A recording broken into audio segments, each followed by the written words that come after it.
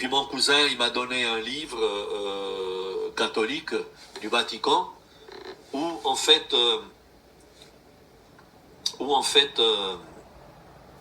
il y avait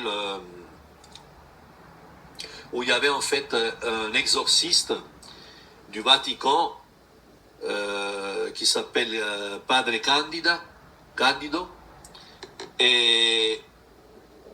et puis que lui, ben en fait, il exorcisait les gens qui étaient envoûtés, qui étaient ensorcelés, quoi.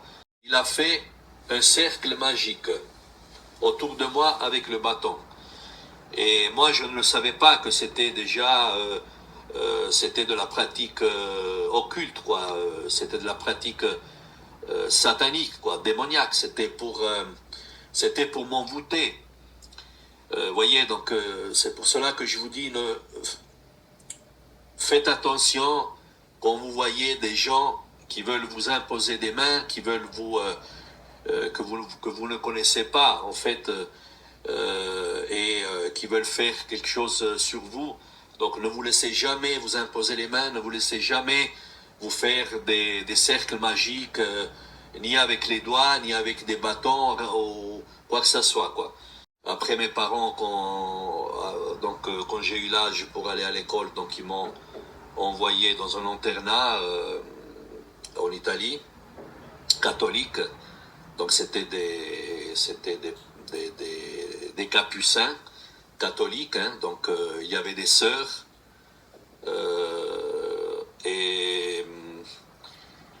et puis voilà. Donc j'ai grandi dans ce milieu-là pendant 7 ans.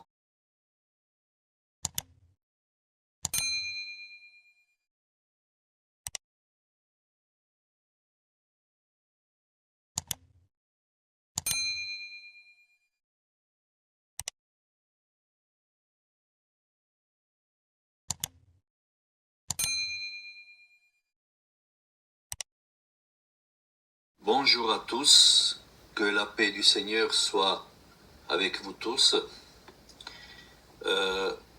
Alors comme je vous avais promis, j'allais raconter un peu plus en détail de mon témoignage, de ma vie du passé, parce que l'autre fois j'ai juste survolé.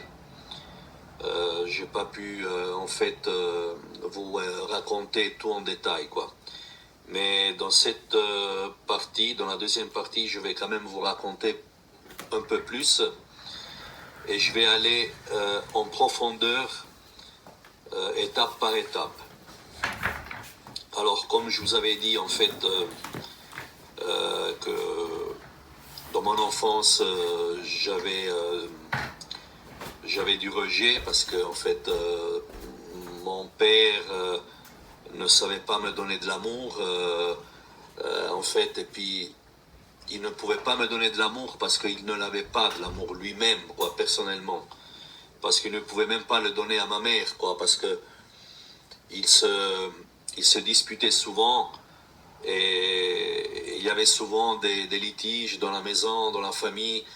Il était alcoolique, mon père, il buvait et puis il blasphémait Dieu. Vraiment, c'était vraiment donc dans la maison, c'était vraiment l'enfer, quoi. Alors voilà, donc j'ai souffert dans mon enfance du rejet et j'ai grandi avec ce rejet. Après mes parents, quand j'ai eu l'âge pour aller à l'école, donc ils m'ont envoyé dans un internat en Italie, catholique. Donc c'était des capucins catholiques, hein. Donc il y avait des sœurs et puis voilà. Donc j'ai grandi dans ce milieu-là pendant 7 ans et là j'ai senti beaucoup plus le rejet, j'ai senti beaucoup plus en fait le manque d'amour.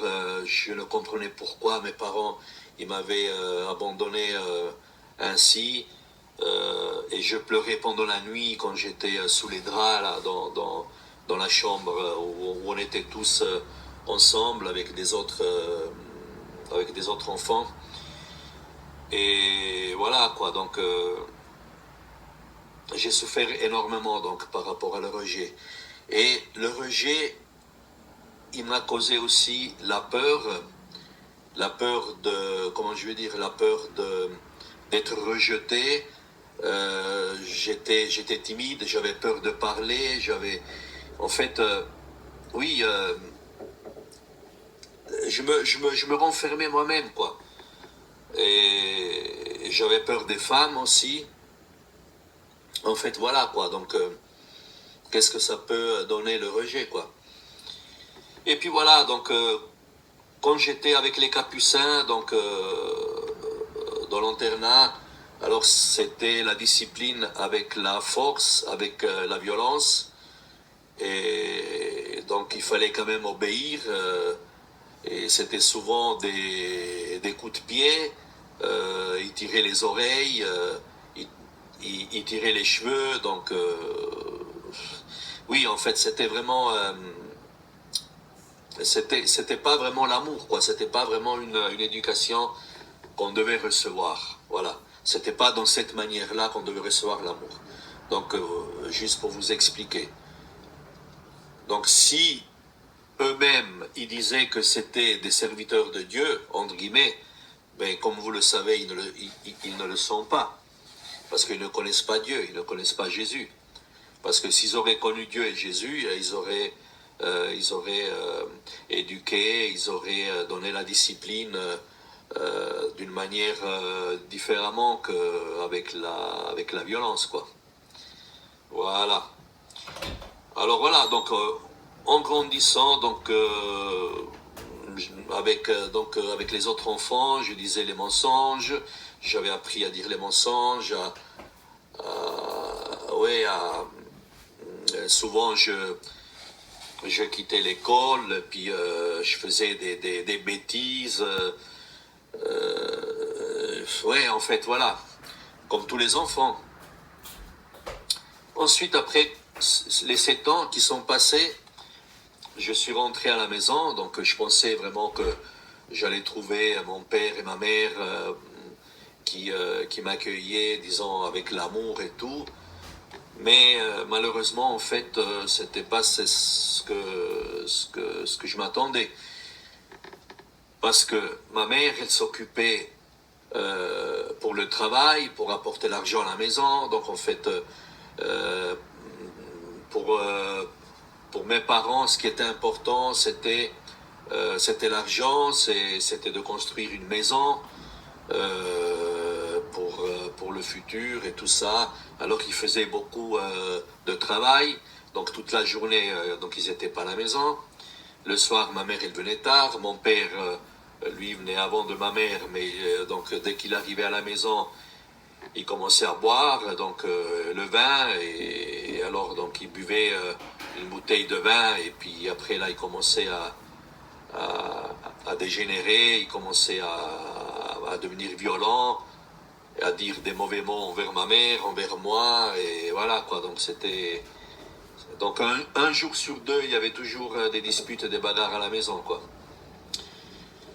Et ensuite, voilà, donc j'ai voulu éviter ces conflits dans la maison.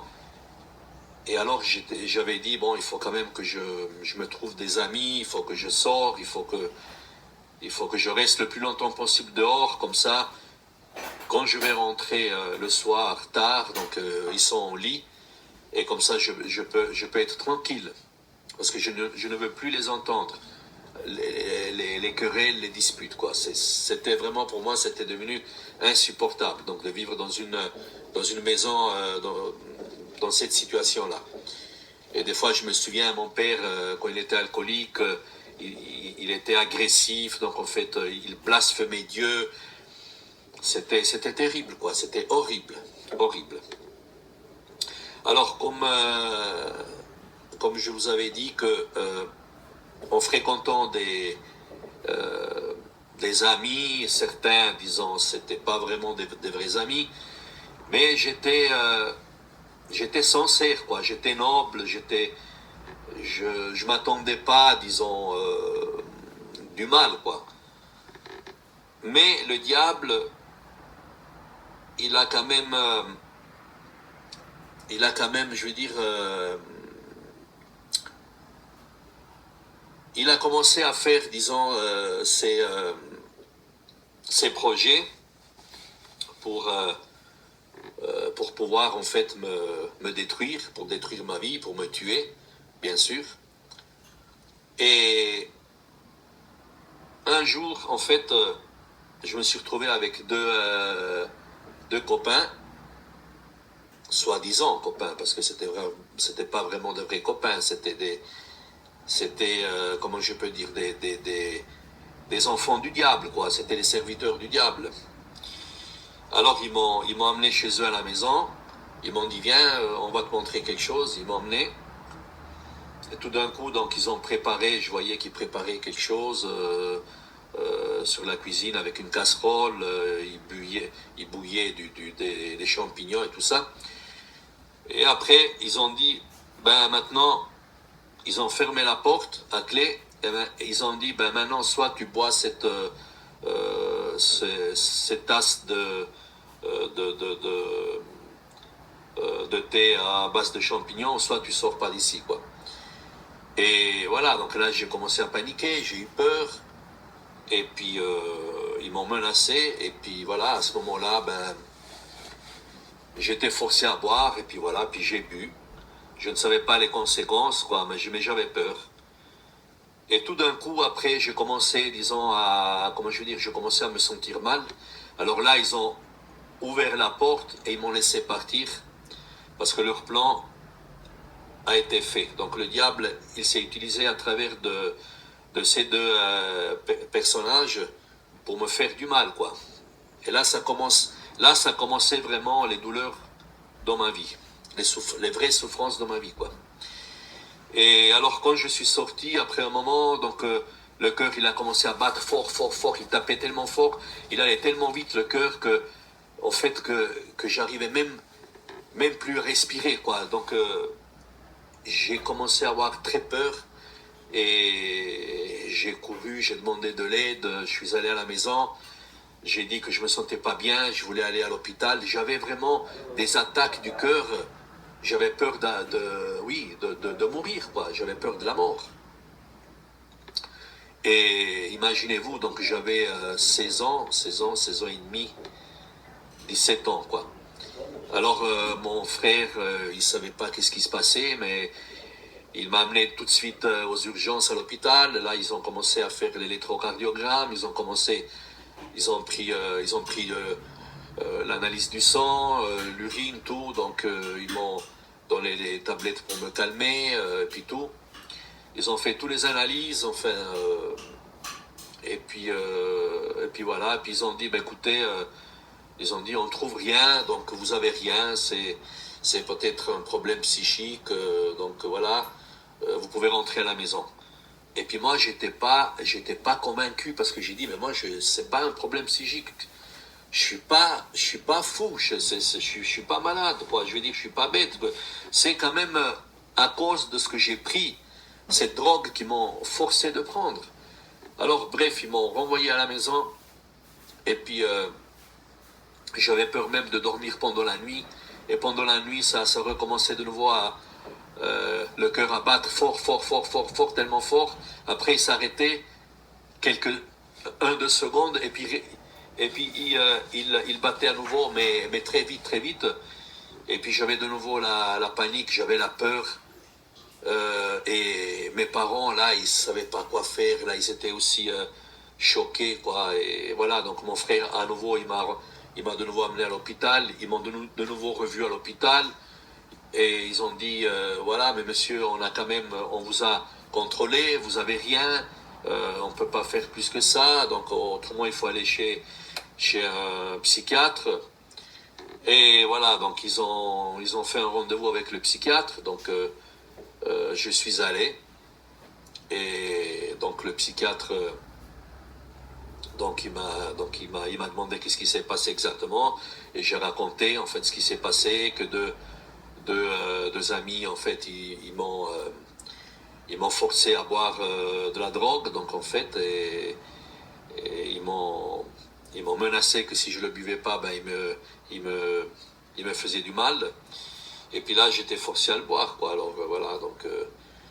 Et puis alors après, il a commencé à me poser les mains sur ma tête, donc il a commencé à faire de la télépathie. En fait, bref, c'est quelque chose. Donc vous le savez très bien, c'est quelque chose de spirituel, c'est quelque chose d'occulte, diabolique, hein, parce que voilà, donc lui-même il pratiquait la sorcellerie.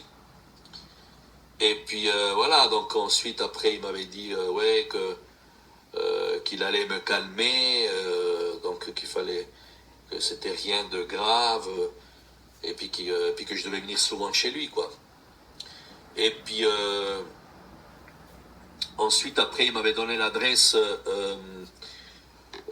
pour les personnes justement, comment je vais dire, c'était un endroit où tous ceux qui avaient des problèmes psychiques, ils se retrouvaient.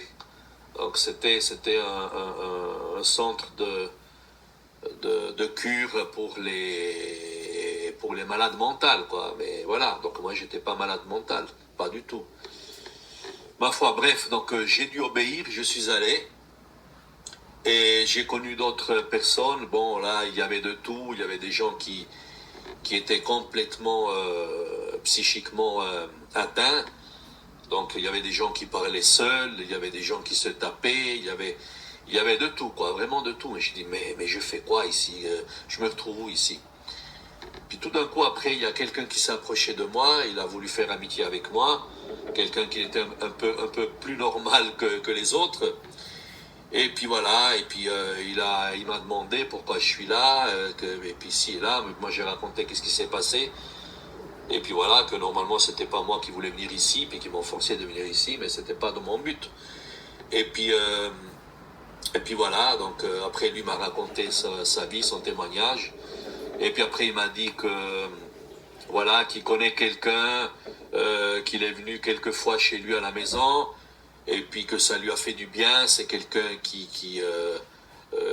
ouais, comment je veux dire, c'est quelqu'un qui connaît Dieu, qui prie, et puis après que tu es bien, puis qu'à lui ça lui a fait du bien. Et puis il m'a dit si tu voulais le connaître, ben, j'ai dit ouais, pourquoi pas, quoi. Donc vu que je cherchais quand même ouais, je cherchais quand même la vérité, je cherchais de comprendre qu'est-ce qui se passait dans ma vie, pourquoi j'étais dans ce monde, pourquoi je souffrais, est-ce qu'il y avait vraiment un Dieu, quoi.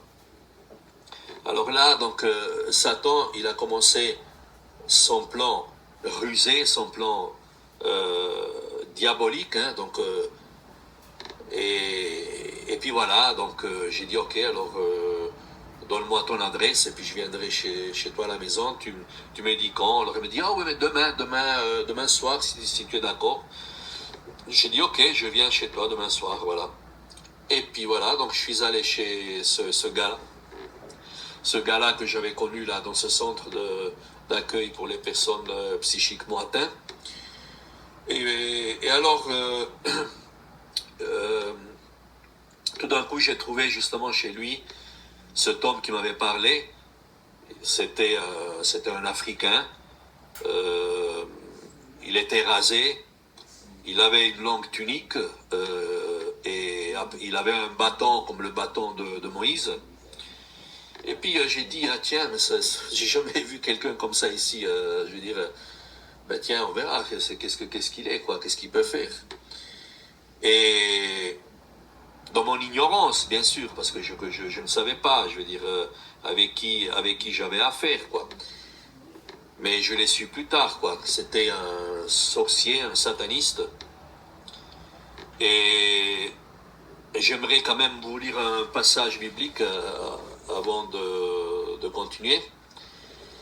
Alors, on va lire dans Exode, chapitre 7, verset 11, qui dit « Mais Pharaon appela des sages et des enchanteurs, et les magiciens d'Égypte, eux aussi, en firent autant par leur enchantement. » Donc, qu'est-ce que je veux dire par là?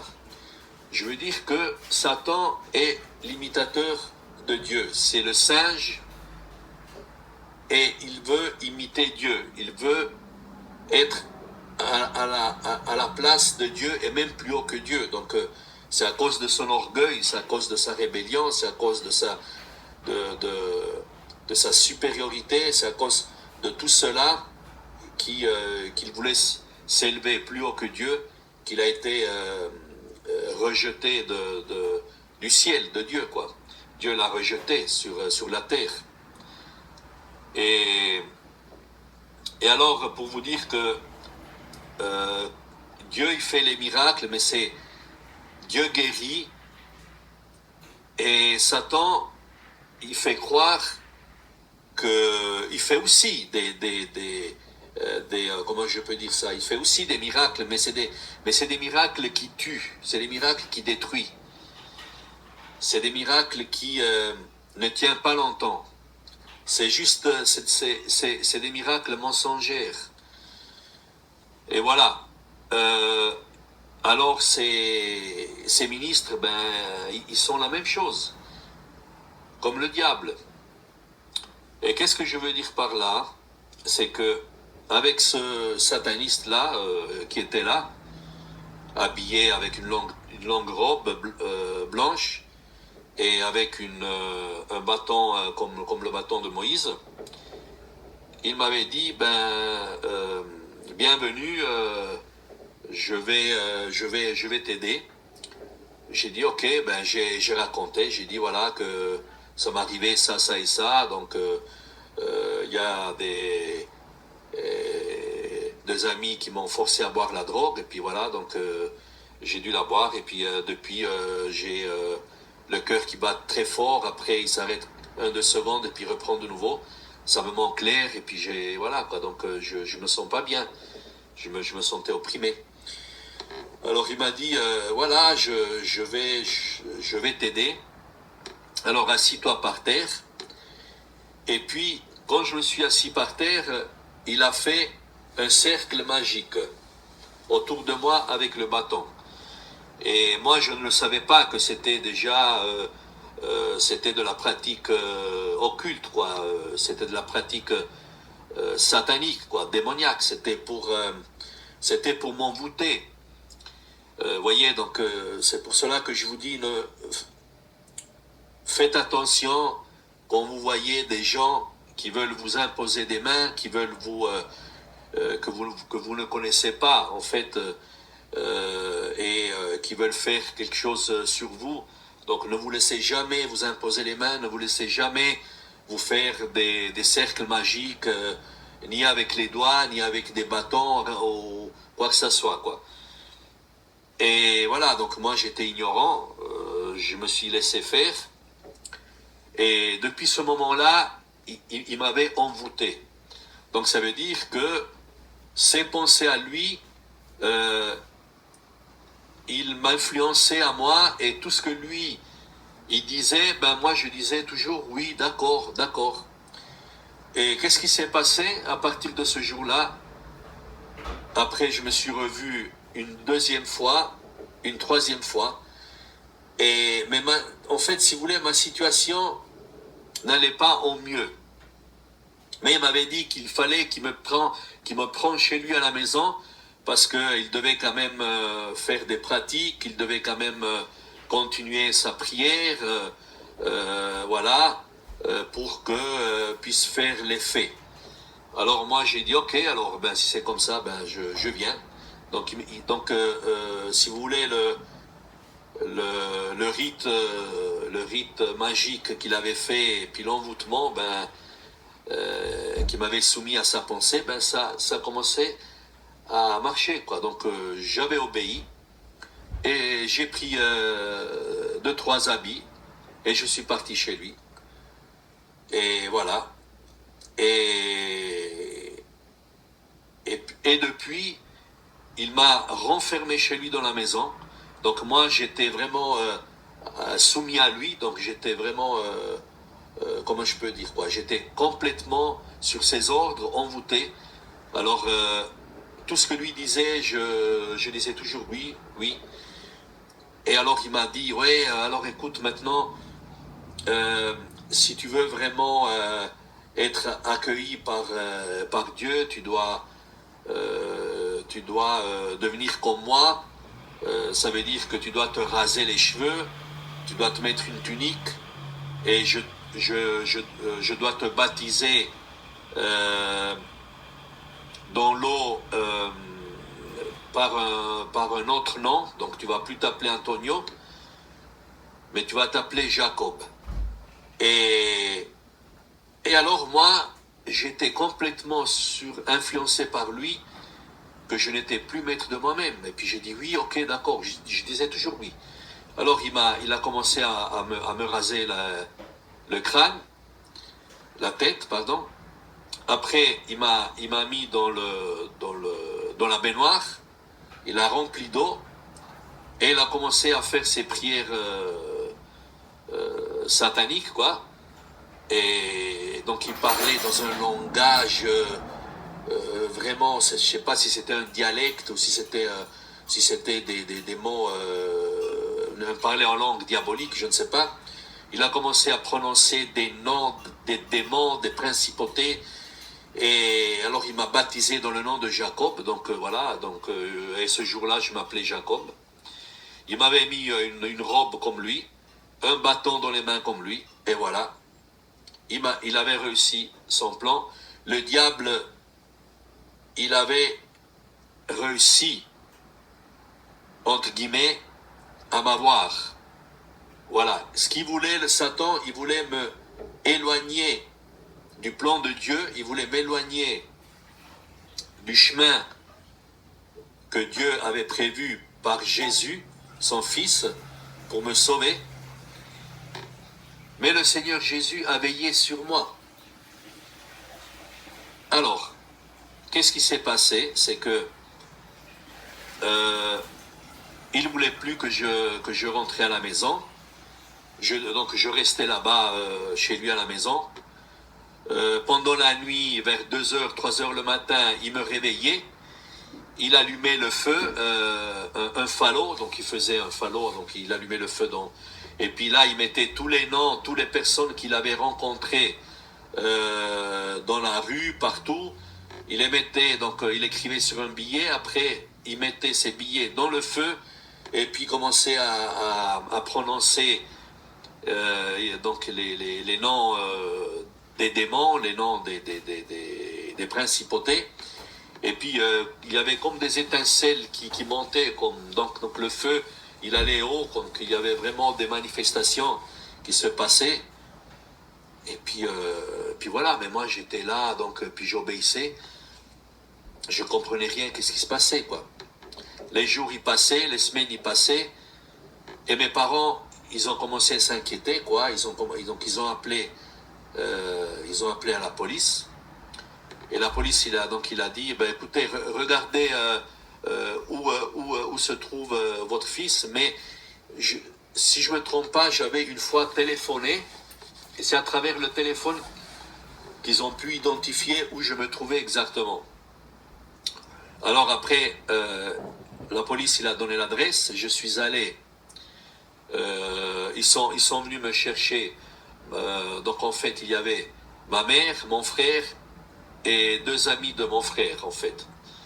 Ils sont venus me chercher et puis lui, le sorcier là, il avait commencé à les menacer, à les maudire.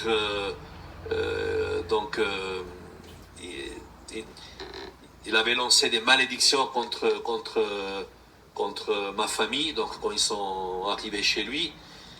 Et puis lui, il ne voulait pas ouvrir, et puis en fait, ils ont dit que s'il n'ouvrait pas la porte, qu'il venait la police. Et puis là, alors, il a ouvert. Donc je crois qu'il y a eu l'intervention de Dieu. Et après, il est allé courir à la cuisine pour prendre un grand couteau. Il voulait vraiment tuer, je vais dire, ma famille, donc il voulait les affronter. Mais ils m'ont pris, donc... ils m'ont pris vite, donc ils m'ont fait sortir tout de suite de la maison. de ce sorcier, et on est parti, quoi. Et j'étais vraiment dans l'angoisse, j'avais la peur qui... Je me sentais vraiment, mais mal. Et puis je demandais, oh Dieu, si tu es là, aide-moi, s'il te plaît.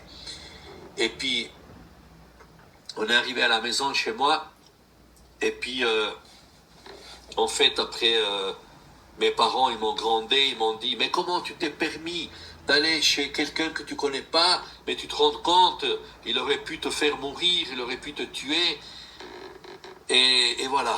Et, en fait, par la suite, Satan, donc, il s'arrangeait toujours pour me faire rencontrer des personnes pour qu'ils me donnent des adresses pour m'amener chez les autres,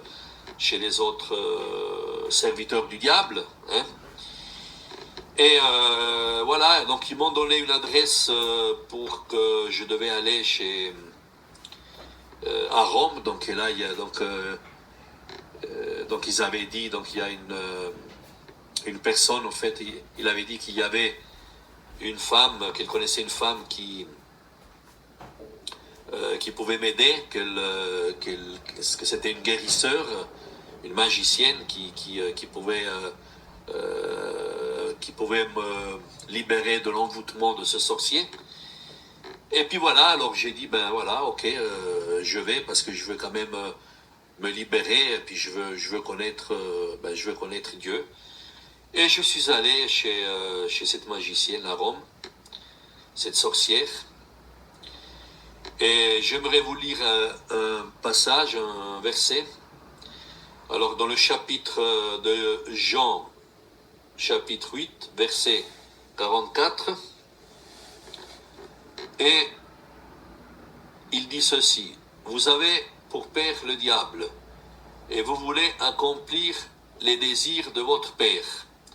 Il a été meurtrier dès le commencement, et il ne se tient pas dans la vérité, parce qu'il n'a pas de vérité en lui. Lorsqu'il profère le mensonge, il parle de son propre fond, car il est menteur et le père du mensonge. » Donc, comme Satan est le père du mensonge, encore à plus forte raison, ces ministres, ces faux prophètes, ces sorciers, ces magiciens font la même chose que Satan, c'est les serviteurs de Satan. Voilà, donc le diable est là pour tromper, pour séduire et pour tuer. Et le plan de Satan, c'était de me éliminer, de me tuer. Parce qu'il savait très bien que le Seigneur, il avait un plan pour moi. Le plan du salut, le plan que je deviens son fils, son enfant. Et voilà, donc je vais à Rome, chez cette sorcière. Elle me fait asseoir. Et puis, elle me dit, ben, bienvenue, qu'est-ce que je peux faire pour toi? Et puis, j'ai dit, ben voilà, donc ça m'arrivait ça et ça. J'ai raconté mon histoire avec que j'ai pris la drogue, ils m'ont forcé de prendre la drogue, et puis que je me suis senti mal. Après, j'étais allé chez un sorcier, chez lui à la maison, qui m'a envoûté, etc. Et puis que j'avais les problèmes du cœur, que tout d'un coup, ben, il commençait à battre tellement fort, vite, et puis après, il s'arrêtait un second, il rebattait de nouveau, et puis que j'avais peur de mourir. Puis alors la sorcière, elle m'a dit, ne t'inquiète pas, donc je vais m'occuper de toi. Et voilà, donc il m'a fait asseoir. La première fois, je suis allé avec ma mère. Alors, la première chose qu'il a fait, c'est qu'il m'a mis une médaille sur le front. Donc, c'était une médaille comme ça, gros. Hein, il l'a mis ici sur le front. Il a commencé à faire des incantations. Donc, il a commencé à faire ses prières, ses rites magiques. Et ce médaillon, il y avait des incisions. Il y avait un triangle, des incisions. Et alors, ce médaillon, il commençait à rester magnétisé. et je me sentais tiré depuis l'arrière, quoi. Donc en fait, c'était pour me, comment je veux dire, euh, pour me, pour me soumettre à elle, et aussi pour faire un vide dans ma mémoire, afin qu'il puisse placer des puissances démoniaques, des puissances des ténèbres, des démons en moi, quoi. Et voilà, donc ensuite, après, on est resté là 2 jours avec ma mère.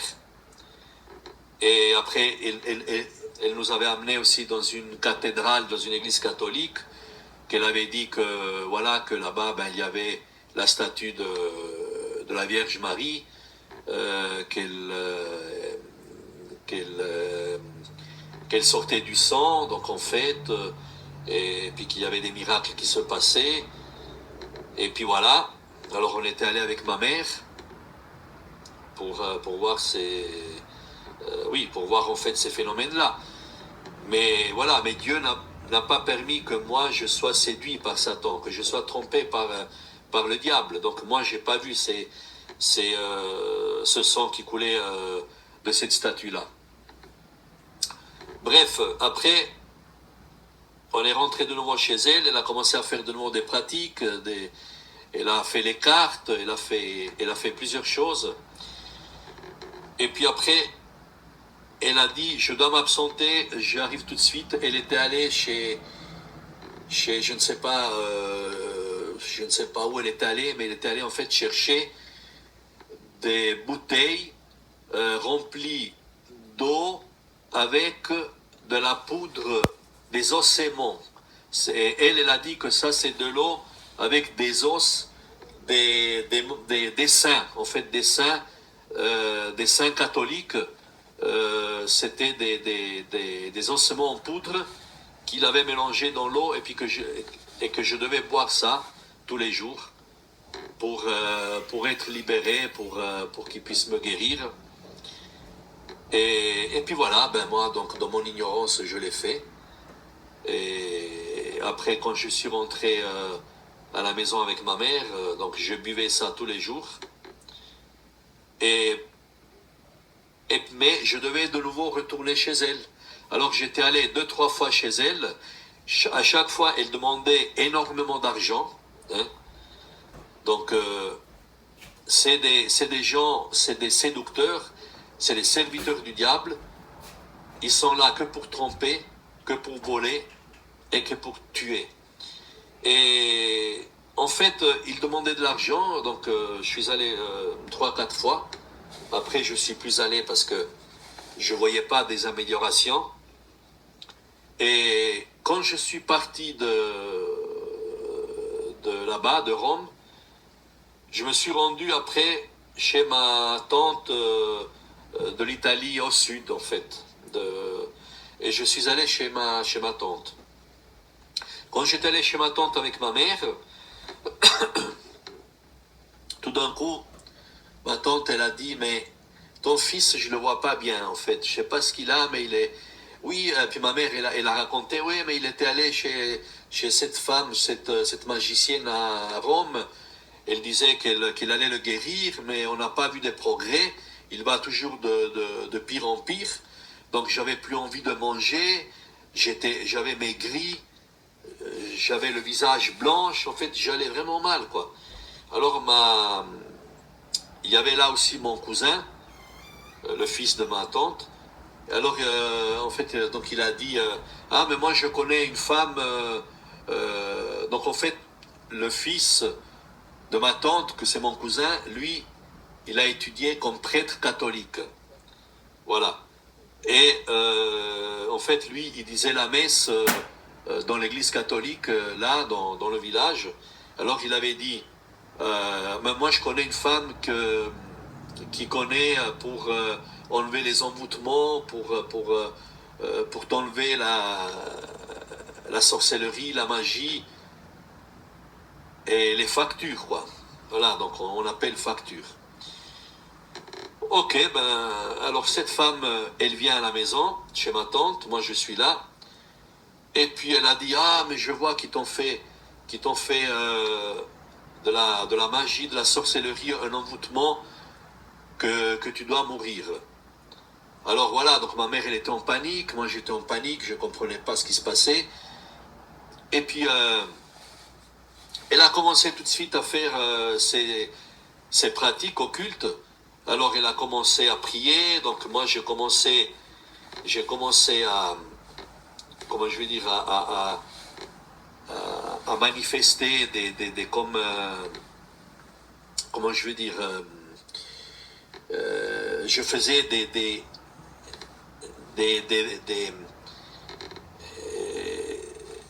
je faisais comme le loup, je faisais comme le hibou, je faisais comme les animaux en fait, comme s'il y avait des animaux en moi quoi. Je ne savais pas ce qui se passait en moi. Et puis après, ce qu'elle a fait, elle a ouvert la cheminée et puis elle a commencé à faire des incantations avec le feu et tout ça. Et puis voilà, puis moi j'étais tellement fatigué, tellement épuisé, parce qu'il y avait vraiment, comment je veux dire, il y avait un combat qui se passait, quoi. Mais bref, c'était quand même aussi une femme, une servante du diable. C'était pas une servante, un serviteur de Dieu. Parce qu'il ne m'avait pas prêché l'évangile, il m'avait pas prêché Jésus. C'est pour ça que je vous dis, ne faites pas confiance à l'Église catholique. Faites attention, parce que l'Église catholique, il n'y a pas la vérité dans l'Église catholique. Ils adorent en fait pas Jésus, mais ils adorent la Vierge Marie. Et vous savez très bien que la Vierge Marie, c'est pas vraiment, vraiment la mère de Jésus, parce que la mère de Jésus, elle est au ciel. Mais cette Vierge Marie de statue qu'ils adorent eux, ça c'est une reine, une déesse des ténèbres, c'est une déesse de Satan. C'est pas la Vierge Marie. Ça c'est une déesse qui vient de l'enfer. C'est la reine de la mer. Pour ceux qui ne le savent pas. C'est pour ça que je vous dis, le catholicisme, c'est pas la vérité. Il n'y a pas de vérité dans le catholicisme. Il y a de la pratique, il y a de l'occultisme, il y a de la sorcellerie.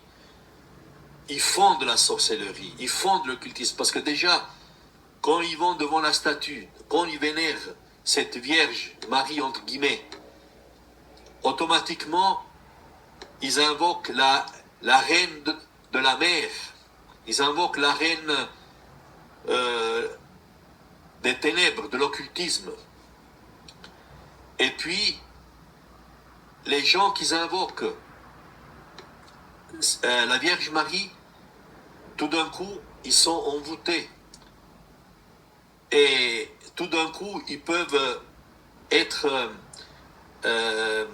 ils peuvent même être, comment je veux dire, pris par des démons, par des esprits qui peuvent les amener même dans les lieux des ténèbres, dans les lieux, dans ces lieux donc spirituels où se trouvent tous ces démons, tous ces esprits impurs. Et ça, alors, il faut vraiment faire attention. Je vous dis vraiment, si vous pouvez quitter le catholicisme, je vous conseille de le faire, parce qu'il n'y a aucune vérité là-bas. Et voilà, alors en fait, après, cette femme-là, qu'elle s'appelait Lucia, elle m'a dit, voilà, donc tu verras que ça va aller de mieux en mieux. Je suis en train de faire un travail sur toi. Et puis voilà. Ensuite, après, le jour d'après, j'étais allé me faire le bain. Et tout d'un coup, ma mère, elle a commencé à voir que quand je suis sorti du bain, elle voyait comme des limaces dans l'eau, quoi, dans la salle de bain. Et puis il voyait comme des limaces qui sortaient de ma bouche. Et puis ma mère, elle a commencé à avoir peur. Elle a dit, mais qu'est-ce qui se passe? On ne comprend pas là. Qu'est-ce que ça veut dire ça? Qu'est-ce qui se passe quoi? Et puis alors après, le jour d'après, il a raconté à cette femme-là qu'elle avait fait des pratiques sur moi pour me libérer, hein, soi-disant, mensonge sur mensonge. Mais moi, j'allais pas du tout bien, donc je me sentais pas du tout bien, quoi. Et alors, la dame, elle a dit, oui, ça c'est normal, c'est une conséquence de la sorcellerie, de l'envoûtement de mort qui était fait sur moi. Alors maintenant, ils vont sortir tout le mal, donc tous ces limaces là, c'est tout à fait normal, il m'a dit. Voilà. Et puis, alors ma mère, elle a commencé à avoir peur, donc en fait, on est parti de là, on est parti tout de suite de là. Et puis mon cousin, il m'a donné un livre catholique du Vatican, où en fait, où il y avait en fait un exorciste du Vatican qui s'appelle Padre Candido, et puis que lui, ben en fait, il exorcisait les gens qui étaient envoûtés, qui étaient ensorcelés, quoi. Et alors voilà, donc je me suis rendu au Vatican à Rome, et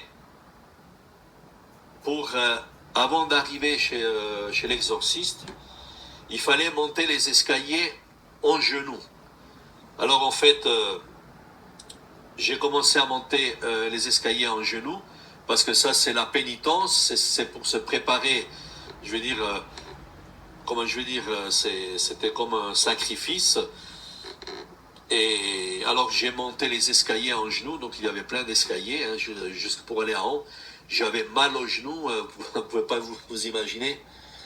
Mais j'étais prêt à faire n'importe quoi pour que je sois quand même libéré de toute cette sorcellerie, de toute cette magie sur moi. Alors en arrivant en haut, après donc il y avait les autres personnes, et jusqu'à quand c'est arrivé mon tour, j'arrive devant l'exorciste, Padre Candido, et il me dit, oui, je vais maintenant t'exorciser. Je lui ai raconté en fait tout ce qui s'est passé en moi. Alors il a commencé à parler à basse voix, je ne comprenais pas ce qu'il disait. Et il a commencé à mettre ses trois doigts ici sur le front. Et puis là, donc, j'ai commencé à faire toutes sortes toutes sortes de versets, quoi, d'animal. Je faisais la hyène, je faisais le loup, je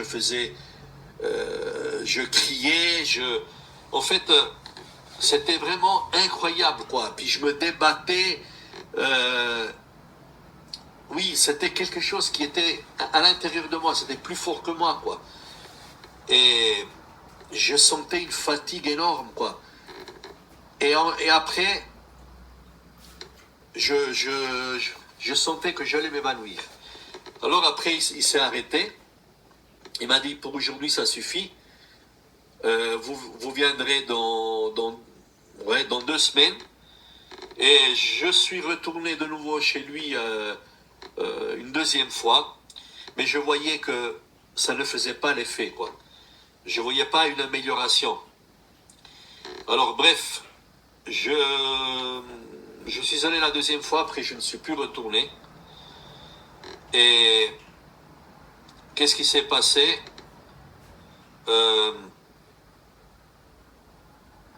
Qu'est-ce qui s'est passé en fait dans le même livre là qui parlait de l'exorciste du Vatican à Rome? Il y avait une autre femme qu'elle était vénérée et qu'elle en fait sainte comme Padre Pio. Je ne sais pas si vous avez déjà entendu parler de Padre Pio, c'est des gens qui ont été vénérés par le Vatican par le pape et qui sont devenus saints. Vous rendez compte? C'est impressionnant, quoi, incroyable. Et puis voilà, donc, alors j'ai lu qu'il y avait une femme qu'elle s'appelait, parce que maintenant elle est morte, elle n'est plus là, elle s'appelait Natuzza Evolo. Donc c'est une femme elle avait des stigmates sur les mains, la croix de Jésus, il avait des autres signes, mais vous vous rendez compte, je veux dire, à quel point Satan est prêt pour tromper les personnes, pour tromper les gens, pour faire croire que c'est des gens qui sont vraiment de Dieu, quoi. Mais quel mensonge du diable! Mais est-ce que Dieu a besoin de faire des stigmates sur les mains des gens, de la croix de Jésus? Mais c'est incroyable, vraiment. Ça, c'est les mensonges du diable. Parce que Jésus, il a accompli une seule fois le sacrifice sur la croix. Il a versé son sang. Et puis, Jésus, il a dit, j'ai tout accompli sur la croix. Il a ouvert le chemin du paradis. Et il a dit que quiconque vient à moi, si moi je frappe, et lui, il ouvre la porte de son cœur, je rentrerai chez lui, je souperai avec lui. Et quiconque se répand et il accepte le Seigneur Jésus, il est automatiquement un enfant de Dieu. Donc automatiquement, il est sauvé. Il n'a pas besoin d'avoir des personnes. Dieu n'a pas besoin de faire sur des personnes des signes, des stigmates de la croix, etc. Ça, c'est des serviteurs du diable, c'est des serviteurs de Satan. C'est pour éloigner les gens de Jésus, pour éloigner les gens de la vérité, de la parole de Dieu, de Jésus-Christ, et pour les attirer à des faux prophètes, à des serviteurs de Satan. Alors voilà, donc dans ce bouquin-là du Vatican, donc j'ai vu qu'il y avait cette femme qui disait qu'elle apparaissait aussi vers des personnes à n'importe quel endroit quand ils étaient malades. J'avais même lu un témoignage de quelqu'un qui était en train de faire un accident et puis qu'il avait vu apparaître cette femme Natuzza pour les protéger contre l'accident. Donc imaginez-vous, Satan, il est capable de faire tout cela juste pour faire croire aux gens que ces gens, c'est des saints, que c'est les serviteurs de Dieu. Pas du tout. Ces gens-là, ils vous amènent entre les mains de Satan, entre les mains du diable. Ils vous envoûtent, ils vous remplissent de démons. Il y a des démons puissants qui rentrent en vous pour vous détruire, pour vous tuer et pour vous amener à l'enfer. Ça, c'est la réalité. Voilà, donc moi, dans mon ignorance, j'étais allé chez cette femme. En arrivant chez elle à la maison, elle ouvre la porte, elle était habillée tout en noir. Elle était déjà en transe parce que elle avait les yeux vraiment dans l'air, quoi. Elle m'a dit, qu'est-ce que vous cherchez? J'ai dit, écoutez, madame, je suis pas bien, il y a eu plusieurs qui m'ont fait de la sorcellerie, je me sens pas bien avec le cœur et tout ça. Il m'a fait rentrer, et dans sa maison, juste derrière sa maison, il avait, comment je veux dire, elle avait une chapelle avec les statues de la Vierge Marie, des bougies, etc. Alors elle m'a dit, qu'est-ce que je peux faire pour vous? Ben, j'ai dit, ben voilà, je veux simplement savoir, j'aimerais que vous me dites qu'est-ce qui se passe avec moi. Et puis voilà, et puis tout d'un coup, elle m'a dit qu'elle a senti ouais, que son, comment je vais dire, elle a dit qu'il y a eu l'ange qui lui révèle les choses, et puis il a dit que son ange à elle, il a dit donc que j'avais rien rien de grave, que j'avais aucun problème. Et puis voilà, et puis que j'étais en bonne santé, etc. Que je pouvais rentrer chez moi. Et puis que je devais invoquer le nom de Marie, de la Vierge Marie. Je devais dire le rosaire plusieurs fois. Donc imaginez-vous, quoi. Quel mensonge du diable. Et puis voilà. Donc je suis rentré chez moi à la maison. Et j'étais pire qu'avant. J'étais pas bien. J'avais toujours les symptômes. J'avais toujours le cœur qui battait très fort. J'allais de nouveau chez le médecin. Les médecins, ils voulaient plus me recevoir parce qu'ils étaient fatigués de moi. J'étais vraiment désespéré. J'étais vraiment désespéré. Et en continuant à lire ce livre, ce bouquin qui m'avait donné mon cousin, le prêtre catholique, sur le Vatican, il y avait aussi l'histoire de l'apparition des six sages, des six sages femmes, quoi. Je sais pas si vous avez jamais entendu parler, les six voyantes de la Vierge Marie à Medjugorje, donc en fait de cette reine de la mère de Satan. Donc c'est pas la Vierge Marie, hein, comme je vous avais dit tout à l'heure. Mais bon, moi je ne savais pas, j'étais ignorant à cette époque-là. Alors j'ai lu l'histoire, voilà, qu'il y avait la Vierge Marie qu'elle apparaissait tous les jours à six jeunes enfants, à six voyantes, et il leur révélait qu'est-ce qu'il allait se passer dans leur pays, en ex-Yougoslavie, qu'il y aurait eu une guerre, et puis qu'ils devaient faire des sacrifices, qu'ils devaient se dédier 100% à elle, à la Vierge Marie, et puis qu'il y avait des gens qui recevaient des miracles, des guérisons quand ils allaient là-bas. Et alors moi j'ai décidé, j'ai dit ben je veux moi aussi recevoir le miracle de la Vierge Marie, je veux aller là-bas. Et puis voilà, donc j'ai dit à ma mère, à mes parents, ben je veux aller là-bas, je veux avoir la guérison, je veux aussi être guéri. Et puis ma mère elle avait peur parce que elle avait peur que ça m'arrivait encore quelque chose d'autre. Mais bon, elle avait quand même, j'avais réussi à la convaincre. Alors elle me donne l'argent, je prends le train, je vais en ex-Yougoslavie, et je vais à l'endroit là où il se trouvaient les apparitions de la Vierge Marie, en fait, où il y avait les six voyantes, à Medjugorje. Et là, en fait, voilà, quand on arrive là-bas, donc il y a des familles qui nous accueillent chez eux à la maison. Et bref, j'étais accueilli à la maison dans cette famille-là, dans une famille. Et voilà, et par la suite, je me suis rendu à la grande église où il y avait les événements. Et ensuite, après, je me suis rendu à la maison d'une de ces voyantes.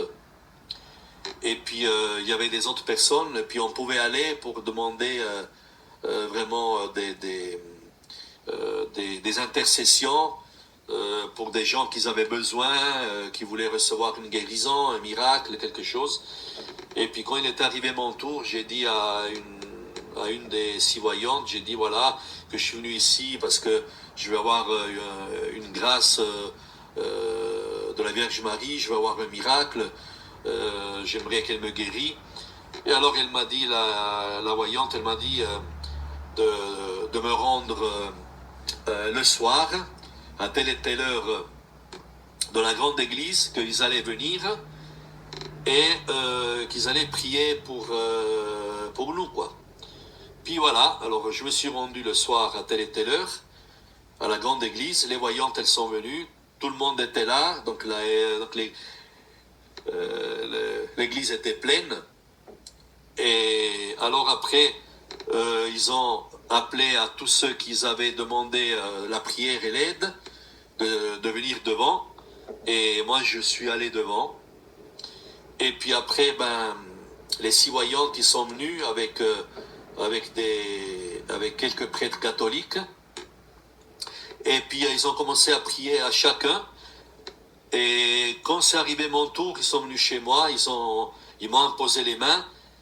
Et vous ne pouvez pas vous imaginer, dès qu'ils ont imposé les mains, j'ai senti un poids lourd. J'ai senti vraiment un poids lourd, vraiment. Et je pensais que j'allais m'évanouir. Je pensais que j'allais vraiment mourir, quoi. Un poids qui est rentré dans mon corps, depuis la tête. Et effectivement, à ce moment-là, je ne savais pas qu'est-ce qui se passait. Mais après, quand j'ai connu le vrai chemin de Jésus, c'est là que le Seigneur m'a montré que j'étais rempli de démons. Donc, en fait, ce qui s'était passé, il y avait des démons puissants qui étaient rentrés en moi. Ils m'avaient rempli de démons, quoi. Imaginez-vous, quoi. C'était impressionnant, quoi. Je croyais de mourir. Et voilà, donc j'étais tellement déçu après leur prière que je voulais rentrer à la maison. Je ne voulais plus rien savoir. Et ce soir-là aussi, il y avait des gens qui voyaient comme une lumière descendre du ciel jusqu'à devant les six voyantes. Tout le monde y gardait, moi je gardais aussi, mais je voyais rien, quoi. Je voyais rien. Les mensonges du diable. En fait, Dieu m'a épargné. Il n'a pas voulu que je sois séduit par Satan. Parce que vous vous rendez compte que si moi j'aurais vu tout ça, j'aurais cru. Et Dieu n'a pas voulu. Dieu m'a montré que c'était que des mensonges. Et voilà, donc le jour d'après, j'ai voulu rentrer chez moi, à la maison. Et voilà, comme il dit aussi dans la parole de Dieu, dans Marc chapitre 13, verset 22, qu'il dit « Car il s'élèvera des faux Christ et des faux prophètes, et ils feront des prodiges et des miracles pour séduire les élus s'il était possible. » Voilà. Donc, il faut vraiment faire très attention parce que le vrai chemin, c'est Jésus. Jésus l'a dit, moi je suis le chemin, la vie et la vérité. Personne ne peut aller au Père sans que quelqu'un ne passe pas à travers de Jésus. Jésus est le chemin. Sans Jésus, personne ne peut vous amener au Père. Au contraire, les autres, ils peuvent vous amener dans des autres chemins qui vont à l'enfer. Voilà, donc moi j'étais prêt pour aller à l'enfer à ce moment-là. Et quand je suis rentré à la maison, je me sentais tellement lourd, tellement opprimé, je me sentais tellement tourmenté, je n'arrivais même plus à dormir la nuit. Et tout d'un coup, une nuit dans ma chambre, il est apparu un ange déchu, un principauté. Et il était habillé d'une longue robe, d'une longue tunique jaunâtre, sale, quoi. On voyait que c'était un ange déchu, quoi. C'était une robe qui a été salie, jaunâtre, plein de graisse, des cheveux blancs comme un vieillard, tout décoiffé, des yeux comme ça, noirs, qui rageaient, qui brillaient, quoi. Et il me fixait, quoi. Il me fixait. Et moi, j'ai dit, à l'intérieurement, oh Dieu, aide-moi. Je ne connaissais pas Jésus à l'époque. Je ne pouvais pas prononcer le nom de Jésus parce que je ne connaissais pas Jésus personnellement. Alors je disais, oh Dieu, aide-moi. Mais Dieu, quand même, il a entendu ma prière.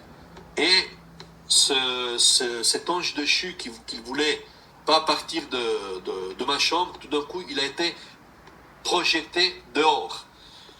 Il y a eu une force puissante, donc j'ai vu comme une étincelle bleue, c'était comme une étoile, et qu'il a chassé cet ange déchu, quoi, de Satan. C'était un principauté démoniaque, quoi. Et puis, ce soir-là, j'ai dit, mon Dieu, si tu existes, révèle-toi. Montre-moi quel est le vrai chemin. Où est le vrai chemin? Pourquoi je suis comme ça tourmenté? Pourquoi je suis mal? Pourquoi je suis malade? Aide-moi, sauve-moi, s'il te plaît. Mon Dieu, si tu existes, révèle-toi en moi. Et puis, Dieu, ce soir-là, il m'a écouté. Il m'a écouté. Et le lendemain, je me promenais en ville et je rencontre une connaissance, une personne que je connaissais. Et puis on s'arrête et il me dit, ah mais ça fait longtemps que je t'ai plus vu, comment vas-tu? Il me dit. Et j'ai dit, écoute, je vais pas très bien, puis j'ai commencé à raconter toute ma vie. Et il m'a dit, moi j'ai quelque chose, j'ai des bonnes nouvelles pour toi, j'ai la réponse pour toi. Non, j'ai dit, sérieux, j'ai dit, mais dis-moi, j'étais tellement anxieux de savoir qu'est-ce qu'il avait pour moi. Et alors il a dit, moi je connais Dieu à travers Jésus. Tu sais que moi, il m'a raconté son témoignage, tu sais que moi, dans le passé, j'étais très dépressif. Je tremblais. J'étais tellement nerveux. Je n'arrivais pas à dormir la nuit. J'avais les angoisses. J'avais peur de la mort et tout. Et puis tu sais que un jour, j'ai rencontré des chrétiens. Ils m'ont parlé de l'évangile de Jésus. Ils ont prié pour moi. Et ils ont dit que Jésus t'aime. Et si tu acceptes le Seigneur Jésus, il peut te guérir. Et si tu acceptes le Seigneur Jésus, il rentrera en toi. Et lui, il avait accepté le Seigneur Jésus. Et il a dit que ce soir-là, quand il est rentré chez lui à la maison, il a commencé à pleurer. Donc il y avait vraiment la repentance de tout le mal qu'il avait fait. Jésus lui montra tous ses péchés. Et il a dit que tout d'un coup, automatiquement, l'angoisse, il est parti. La peur de la mort, il est parti. La dépression, elle était partie. Il a pu commencer à dormir tranquillement. Et il m'a dit qu'il a commencé à lire la Bible. Et il a senti vraiment la paix de Jésus, l'amour de Jésus. Il a été sauvé, guéri et délivré.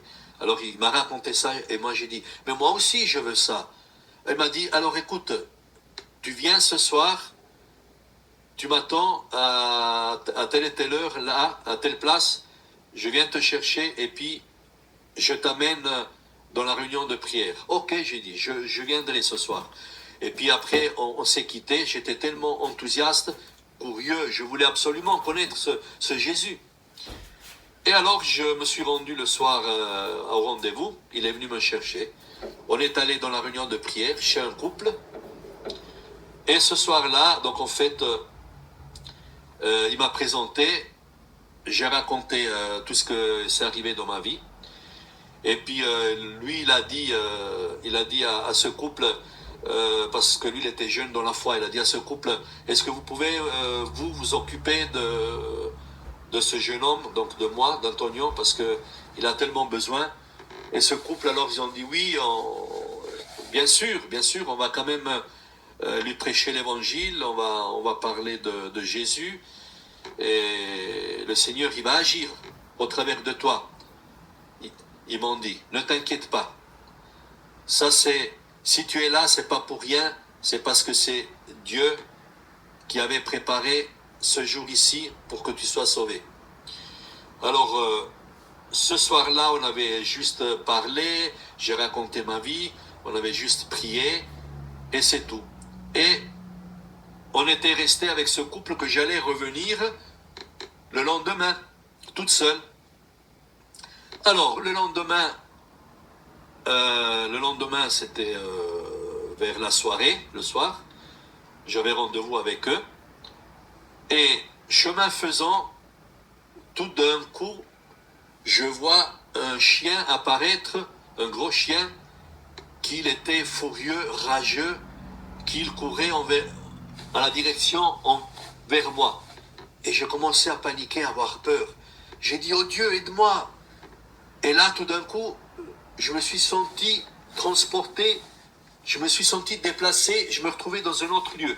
Dans une fraction de seconde, je me suis pas rendu compte tout de suite, mais tout d'un coup, je me suis dit, et puis le chien, il est où? Mais je me trouve plus où j'étais devant le chien.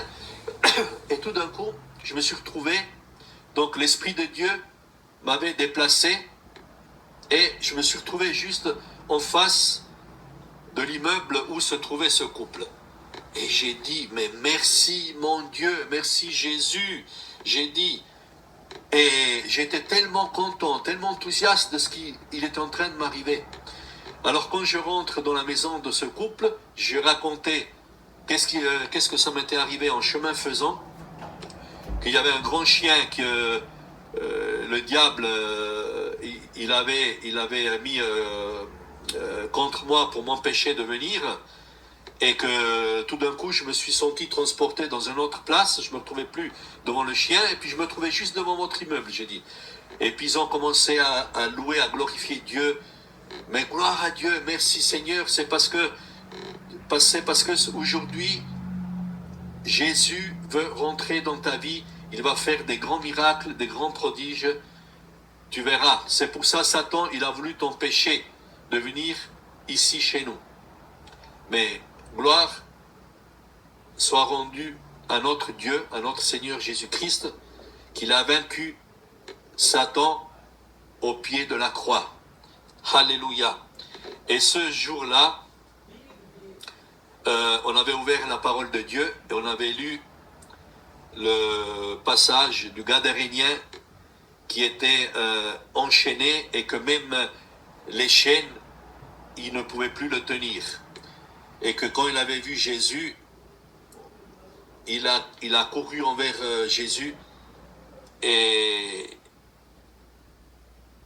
puis les démons, ils ont parlé à travers du Gadarénien, ils ont dit, qu'est-ce qu'il y a entre nous et toi, fils de Dieu Tout-Puissant? Si tu es venu pour nous chasser, chasse-nous, envoie-nous dans les pourceaux. Jésus, il avait guéri ce Gadarénien-là. Et en fait, ce soir-là, c'était venu aussi mon heure que les démons soient chassés de moi. J'étais comme un Gadarénien. J'étais opprimé. J'étais angoissé. J'avais le cœur qui battait toujours fort. Et ce soir-là, on a lu la parole de Dieu. Tout d'un coup, les démons, ils ont commencé à se manifester en moi. Ils ont commencé, et ce couple, ils ont commencé à prier au nom de Jésus. Ils ont mis en pratique la parole de Dieu, et ils ont pris autorité contre ces mauvais esprits, contre ces démons en moi, et ils ont dit au nom de Jésus, maintenant, tous ces démons, vous sortez maintenant de le frère Antonio, car il ne vous appartient plus. Il a été racheté par le sang de Jésus, et ce soir, vous allez déloger de la vie d'Antonio, dans le nom de Jésus. Là, ils ont commencé à crier, ils sortaient avec des cris, je me débattais, il y avait de la fumée qui sortait à travers ma bouche, et je transpirais, mais en fait, des fois, quand il y avait des démons qui résistaient, le couple, il disait au nom de Jésus, quel est ton nom? Et le démon, il donnait son nom, et le couple disait au nom de Jésus, tel est tel nom, sors au nom de Jésus. Et il criait, il sortait. Et puis à chaque fois, je me sentais comme m'évanouir, quoi, parce que je me sentais faible. Mais c'était une bataille, ça durait pendant toute la nuit. Mais, vous savez, la parole de Dieu, il dit aussi que certaines espèces de démons, ils ne sortent que par le jeûne et la prière. Donc, ce jour-là, il y a eu des centaines de démons qui sont sortis. Mais la délivrance, ça venait de commencer. Et j'étais en processus de délivrance et de guérison. Alors je commençais à me sentir bien. Ce soir-là, j'ai plus ressenti ni l'angoisse, ni la peur. J'ai plus eu des symptômes d'attaque cardiaque. Et chemin en faisant, donc je progressais dans la parole de Dieu, je lisais la parole de Dieu, je me réunissais chaque jour avec des chrétiens. On avait fait vraiment une chaîne de prière, d'intercession pour moi. Donc le Seigneur, il continuait à couler son onction de guérison, de délivrance en moi. Je me suis baptisé dans l'eau. Après, j'ai reçu le baptême du Saint-Esprit. Et j'ai commencé à parler en langue, gloire à Jésus. Et voilà, et un soir, quand en fait il y a eu un prophète qui dormait dans la maison où je me trouvais moi, et il m'avait dit, tiens, ça c'est une parole, une prophétie qui vient de Jésus. Il m'a réveillé pendant la nuit. Il m'a dit, écris ça pour Antonio. Et alors, il a écrit ces paroles que Jésus, il me disait que tu n'as rien à craindre, mon fils. J'ai vaincu Satan sur la croix. Je l'ai écrasé au pied de la croix. Tu n'as plus rien à craindre. Tu es guéri. Et tu n'as qu'à proclamer sur le toit de tout ce que j'ai fait pour toi. Un jour tu me verras comme je suis. Ne crains rien, mon enfant. Invoque-moi à chaque fois que tu auras besoin. Invoque-moi et moi je serai avec toi. Et après, il y avait des autres choses que c'était écrit, mais je ne me les souviens plus très bien. Mais je me souviens de ces paroles qui m'a dit ne crains rien, car j'ai vaincu Satan sur la croix et je t'ai sauvé. Tu es guéri par mes meurtrissures et tu fais partie de mon pâturage, il m'a dit. Et je t'aime. Tu n'as qu'à me remercier, tu n'as qu'à proclamer sur les toits de ce que j'ai fait pour toi. Et c'est ce que j'ai obéi au Seigneur. Donc je vous parle aujourd'hui, je témoigne aujourd'hui de ce que le Seigneur a fait dans ma vie.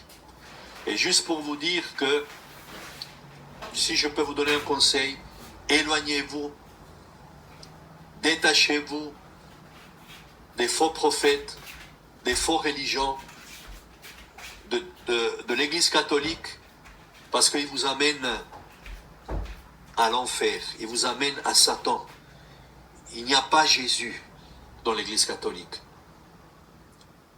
Donc, je vous encourage, tous ceux qui sont dans l'Église catholique, par ignorance, bien sûr, je comprends. Mais moi aussi, j'étais dans l'ignorance. Mais Jésus m'a ouvert les yeux et il m'a montré que c'est lui le vrai chemin. Et il n'y a aucun médiateur dans le monde. Ce n'est pas le pape, le médiateur. Le médiateur, c'est Jésus entre le Père et nous. C'est Jésus le chemin entre le Père et nous. Donc le seul médiateur, c'est Jésus. Ne croyez plus à ces mensonges, au pape et à tous ces gens-là qui se croient qui se font des médiateurs ou des serviteurs de Dieu, quoi que ce soit. Méfiez-vous, éloignez-vous de ces gens-là. Voilà, alors je vous remercie de m'avoir écouté et je vous souhaite la bénédiction, la paix, la joie dans le Seigneur Jésus-Christ. Amen.